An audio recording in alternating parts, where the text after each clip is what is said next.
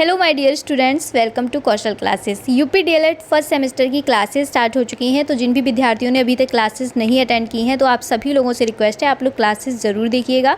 सभी सब्जेक्ट की आपको क्लासेस मिल जाएंगे। आप प्लेलिस्ट में जाइए चैनल पर, वहाँ पर आपको सभी सब्जेक्ट की यूपी डीएलएड फर्स्ट सेमेस्टर के सारे सब्जेक्ट आपको मिल जाएंगे। ठीक है, फिलहाल आज की वीडियो में हम आपको साइंस पढ़ाने वाले हैं। साइंस में हमने सजीव निर्जीव वस्तुओं के बारे में पढ़ लिया था। ये आपका चैप्टर फर्स्ट है। ठीक है, सजीव और निर्जीव वस्तुएं क्या होती हैं इनको हमने पढ़ा है। तो फटाफट से देख लेते हैं कि सजीव वस्तुएं वो होती हैं जिनमें जीवन होता है, जो प्रजनन करती हैं, ठीक है, जो भोजन करती हैं। और निर्जीव वस्तुएं इसका अपोजिट होता है, यानी कि जो भोजन नहीं करती हैं, जो जीवित नहीं होती हैं। ठीक है, उसके बाद हम लोगों ने इसमें डिफरेंस देखा। ठीक है, इन डिफरेंस को भी पढ़ा और प्राकृतिक वस्तुओं क्या होती हैं इनके बारे में पढ़ा। मानव निर्मित वस्तुएं क्या होती हैं ये भी हम लोगों ने सेकंड चैप्टर में, उसमें सेकंड आपकी क्लास में पढ़ा था। ठीक है, फिर हम लोगों ने जानवरों और पौधों के में समानता और अंतर के बारे में जाना कि उनमें सिमिलरिटीज़ क्या होती हैं और डिफरेंसेस क्या क्या होते हैं, तो उसके बारे में भी हमने जाना। आज की वीडियो में हम जीवधारियों का वर्गीकरण पढ़ेंगे, यानी कि क्लासिफिकेशन ऑफ लिविंग ऑर्गेनिज्म। ठीक है, इन चीज़ों के बारे में हम पढ़ेंगे। और आज हम आप लोगों को एक चीज़ और बताने वाले हैं कि वीडियो जो है आप लोग लास्ट तक देखा करिए। जब तक आप लोग पूरा वीडियो नहीं देखेंगे आपको कोई चीज़ समझ में नहीं आएगी।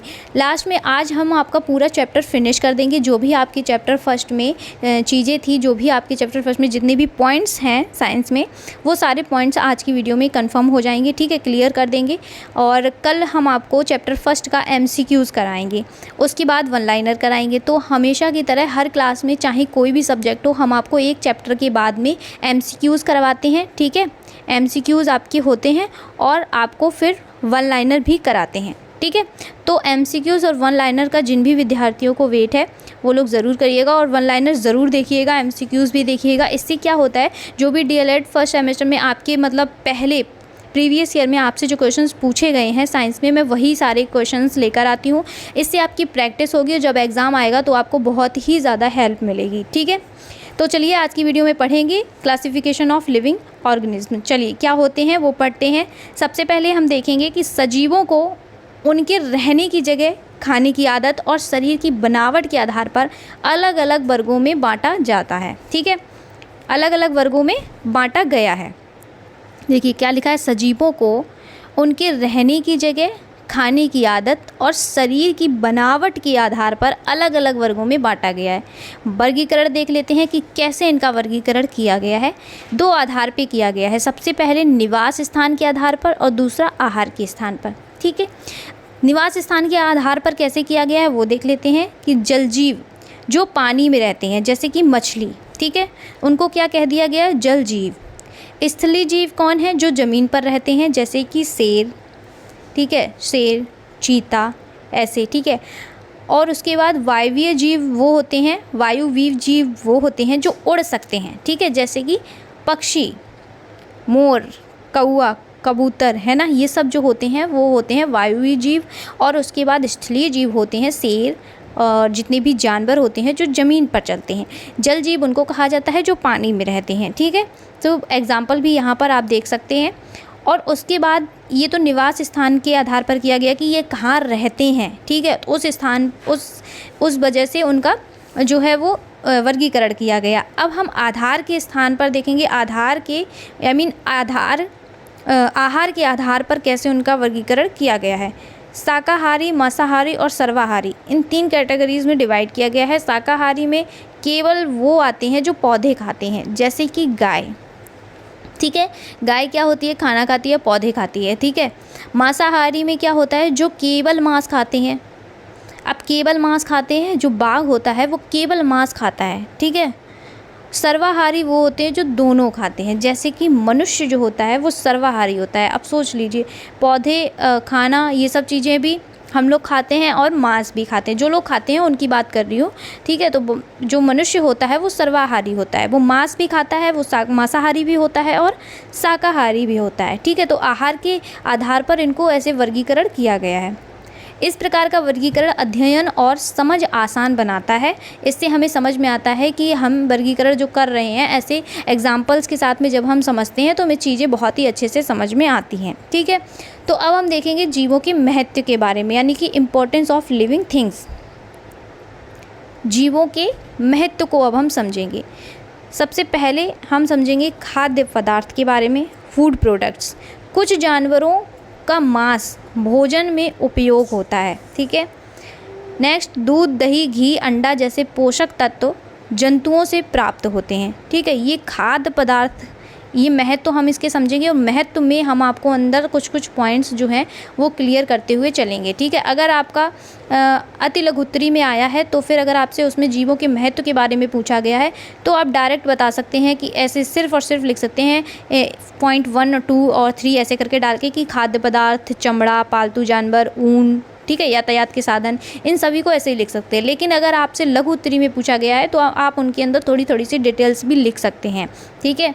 तो उसी हिसाब से हमने डिवाइड करके थोड़ा थोड़ा सा लिखा है। अब आपको दोनों तरीके से समझ में आना चाहिए। नेक्स्ट आपका है चमड़ा। गाय, भैंस, बकरी जैसे जो जानवर होते हैं इनकी खाल में चमड़ा बनता है जिससे जूते, बेल्ट, बैग आदि बनाए जाते हैं। जीवों का ये महत्व है, ठीक है। कौन से जीव, मतलब ये कहा गया है कि जो ये जीव हैं वो किस लिए महत्व हैं, ठीक है। इनका महत्व क्या है, इनकी इंपॉर्टेंस क्या है। तो जीव जो होते हैं, जीवों से हमें क्या होता है, खाद्य पदार्थ भी मिलता है ना। ये हमें खाद्य पदार्थ भी देते हैं, यानी कि कुछ जानवर ऐसे होते हैं जिनसे हमें मांस भोजन मिलता है, ठीक है। बहुत लोग उनका मांस खाते हैं। और कुछ जानवरों से हमें दूध, दही, घी, अंडा ये सब चीज़ें भी प्राप्त होती हैं, ठीक है। और क्या महत्व है जीवों का, जैसे उनसे हमें चमड़ा प्राप्त होता है, ठीक है। जैसे गाय, भैंस, बकरी जैसे जानवरों की जो खाल होती है उससे चमड़ा बनता है और उन चमड़ों से फिर क्या होता है, जूते, बेल्ट, बैग ये सब चीज़ें बनाई जाती हैं। सोचिए आप जो जूते पहनते हैं वो इनके चमड़े से बनती हैं, ठीक है, इनकी खाल से बनती हैं। खाल से चमड़ा बनता है और फिर उससे बनती है। नेक्स्ट होता है पालतू जानवर, जैसे कि इनका क्या महत्व है, हम उनको पालते हैं। बहुत सारे ऐसे जानवर होते हैं जिनको हम पालते हैं, जैसे कि कुत्ता है, तोता, गाय, घोड़ा, ये सब जानवर होते हैं, बहुत सारे घरों में होता है। बहुत सारे लोग बिल्ली भी पालते हैं, है ना। तो अनेक प्रकार के जानवर जो होते हैं वो सहयोग करते हैं इन सब चीज़ों में। वह नेक्स्ट होता है आपका ऊन। ऊन क्या होता है कि भेड़ों के जो बाल होते हैं, जो फर होती है जिसको बोलते हैं, उससे हमें ऊन प्राप्त होती है और उस ऊन से हमारे स्वेटर, शॉल, ये सारे गर्म कपड़े जो होते हैं वो बनाए जाते हैं। इसीलिए जीवों का महत्व, जीव हमें ऊन भी देते हैं, ठीक है। यातायात के साधन में भी हमारी हेल्प करते हैं, जैसे कि बैलगाड़ी, ऊँट गाड़ी, घोड़ा गाड़ी आदि साधनों में जानवरों का उपयोग किया जाता है।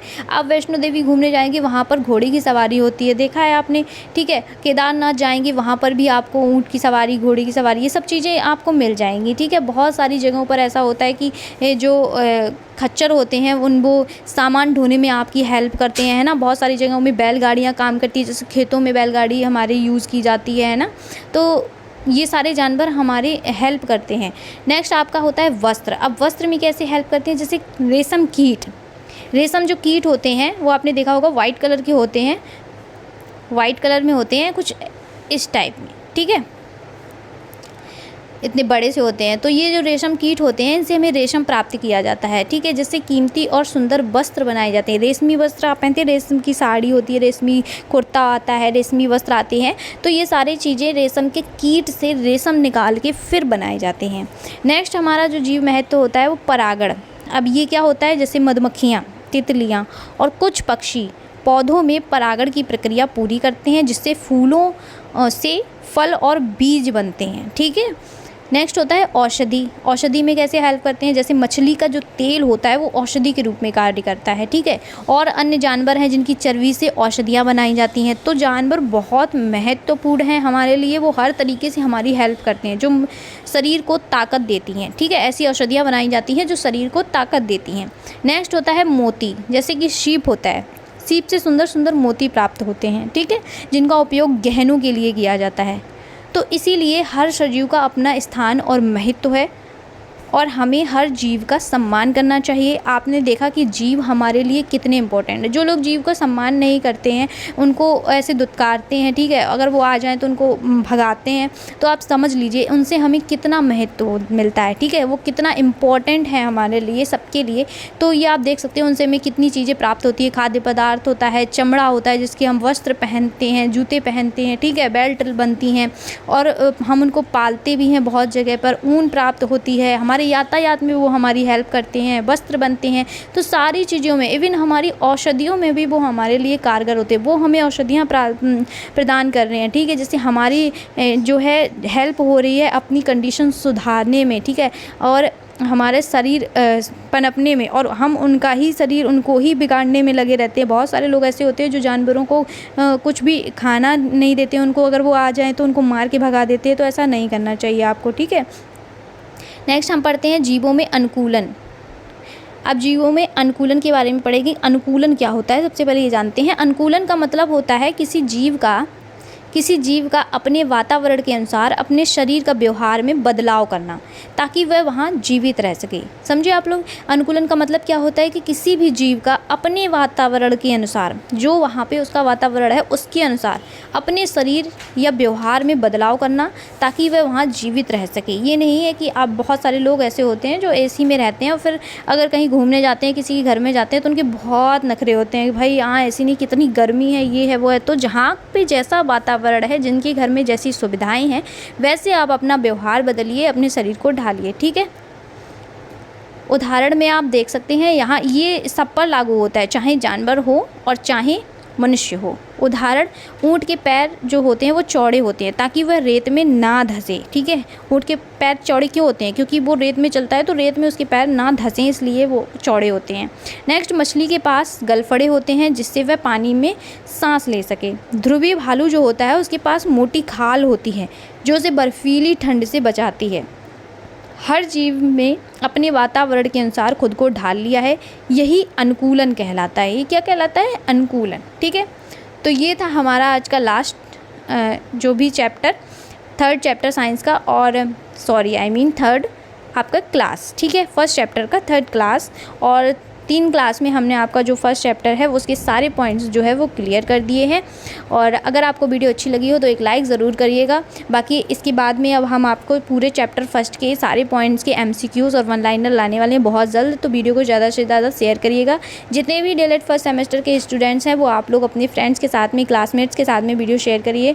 अगर आपको PDF चाहिए तो टेलीग्राम चैनल के साथ ज़रूर जुड़ सकते हैं। बाकी वहाँ पर जो भी इन्फॉर्मेशन होती है वो भी अपडेट कर दी जाती है, तो आप लोग जल्द से जल्द टेलीग्राम चैनल ज्वाइन कर लीजिए। नेक्स्ट, अगर आपको कोई भी इन्फॉर्मेशन चाहिए, कोई भी बात आपको है, कोई कमेंट है, कोई आपके माइंड में कन्फ्यूज़न चल रही है, कुछ भी है, कुछ भी क्लियर करना है, तो आप व्हाट्सएप चैनल के साथ भी जुड़ सकते हैं। लिंक जो है वो दोनों का आपको डिस्क्रिप्शन बॉक्स में मिल जाएगा। तो आज की वीडियो में इतना ही, मिलते हैं नेक्स्ट वीडियो में, तब तक के लिए नमस्कार।